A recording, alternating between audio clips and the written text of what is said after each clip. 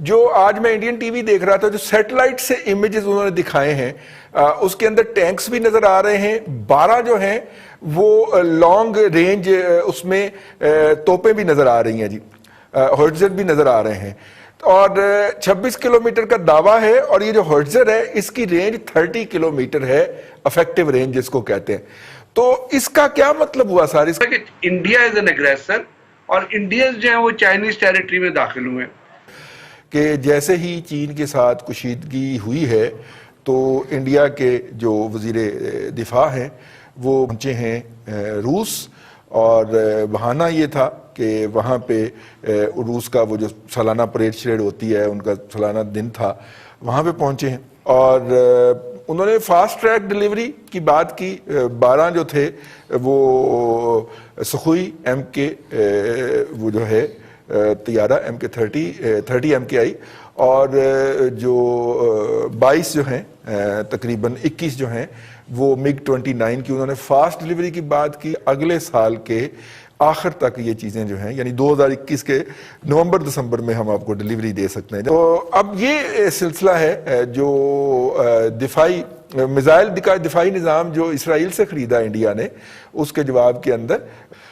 اس کے اوپر بات کریں گے، کیونکہ بڑا امپورٹنٹ ہوگا آئندہ جو لداخ کا بارڈر ہے اس کے حوالے سے کہ رشیا سے کیا پولیٹیکل سپورٹ لے کے وہ واپس آئے ہیں۔ بریگیڈیئر صاحب سے شروع کر لیتے ہیں۔ بریگیڈیئر صاحب، یہ جو بھارتی وزیر دفاع کا دورہ جو ہے وہاں کا روس کا،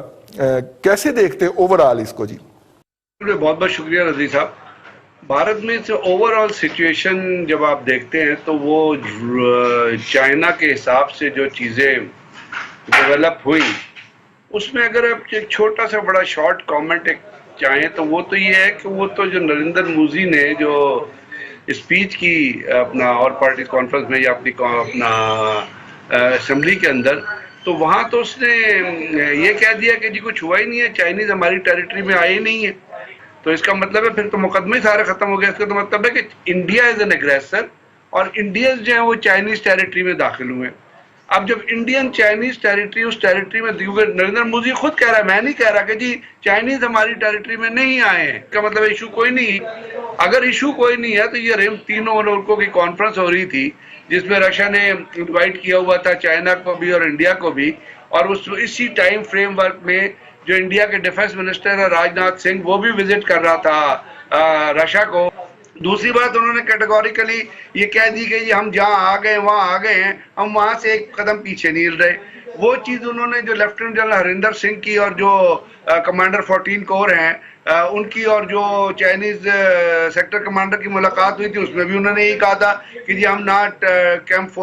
پیکٹ 4 کو چھوڑ رہے ہیں، نہ ہم علاقے سے ایک جگہ سے موو کر رہے ہیں۔ ہم گلوان ویلی کے اندر ویسٹرن ریجز پہ شیوک ریور کے ساتھ ساتھ جہاں بیٹھے ہوئے ہیں سڑک کے اوپر، ہم وہاں بیٹھے ہوئے ہیں۔ تو یہ تو کسی بھی صورتحال سے پھر جب چائنیز ڈیفنس منسٹر بھی نہیں مل رہا، جو رشیا کی کانفرنس ہو رہی ہے اس کا بھی کوئی ایفیکٹ نہیں آ رہا، چائنیز وہاں پہ اپنی چیزوں کو جس طرح ہوتی، تو پھر وہ ٹھیک کہہ رہے ہیں نا، وہ تو اخلاقی طور پہ بھی ٹھیک ہے اور قانونی طور پہ بھی ٹھیک ہے، کیونکہ انڈیا کا پرائم منسٹر خود ڈینائی کر رہا ہے کہ چائنیز ہماری علاقے میں نہیں آئے ہیں۔ تو یہ مسئلہ جہاں پہ کھڑا ہوا ہے وہاں پہ چائنیز نے اپنی انٹینشنز کلیئر کر دی ہیں، اور ابھی جو لیٹسٹ رپورٹس آ رہی ہیں اس کے مطابق تو وہاں پہ ان کی ایڈیشنل ٹروپس موومنٹ ہو رہی ہے، اور وہ ٹروپس موومنٹ اسی ریلیٹیو طریقے سے ہے جس طریقے سے انڈیا نے دولت بیگ کے اندر جو ایک بریگیڈ، جو بٹالین سائز جو ایک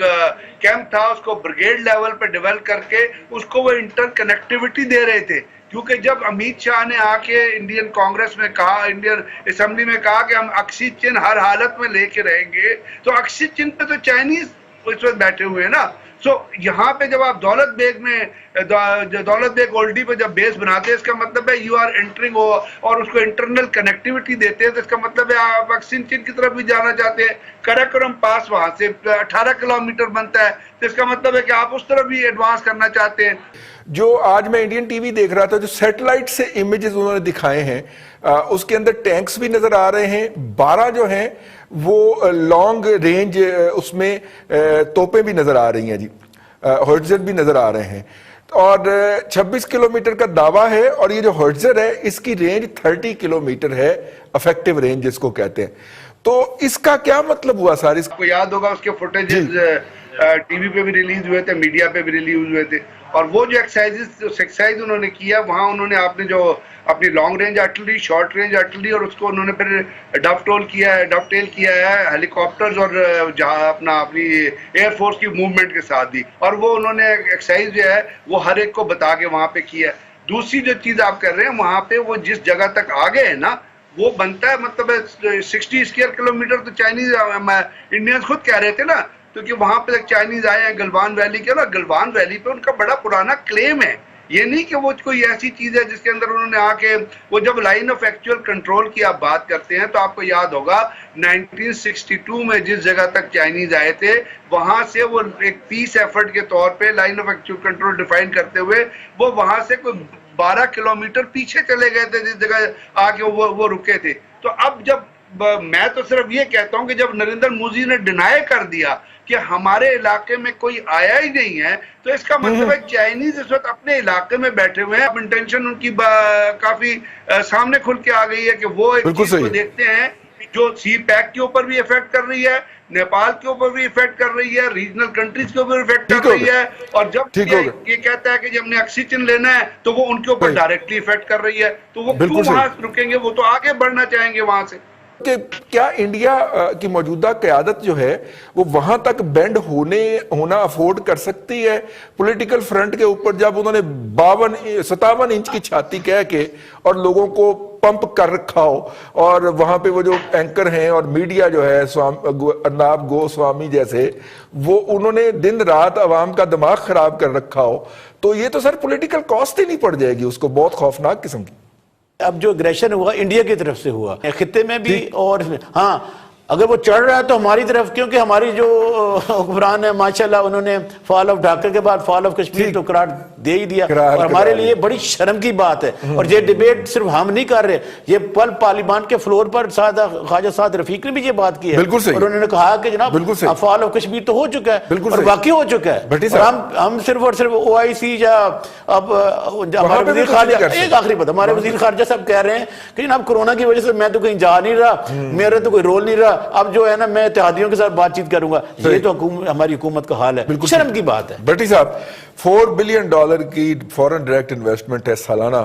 $4 بلین سے پلس ہی ہوتی ہے چائنا کی انڈیا کے اندر, اور 5 وہاں پہ جی جو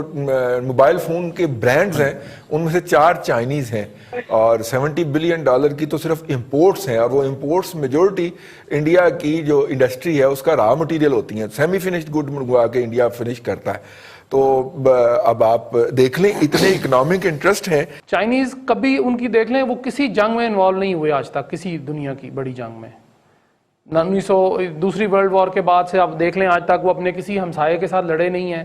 کسی کے ساتھ اس کو شکایت نہیں ہوئی ہے. چھوٹا موٹا اگر کہیں ہو گیا, لیکن انڈیا نے اس دفعہ کوشش یہ کی کہ وہ چائنا کو شاید دبا لے گا. اس نے کہا کہ ہم دیکھ لیتے ہیں, چونکہ وہ جو بپن راوت صاحب ہیں, جنرل صاحب جو ہیں, وہ پتہ نہیں کدھر جنرلی کر کے آئے ہیں, مجھے تو سمجھ نہیں آئی ان کی آج تک یہ بات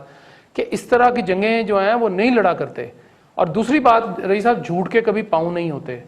نریندر مودی صاحب جب سے آئے ہیں وہ جھوٹ پہ جھوٹ بولتے چلے جا رہے ہیں. اور تیسری بات یہ ہے کہ پوری دنیا میں رئیس صاحب تبدیلیاں آ گئیں, پاکستان میں نہیں آئی, کوئی بات نہیں, آ جائے گی کبھی نہ کبھی,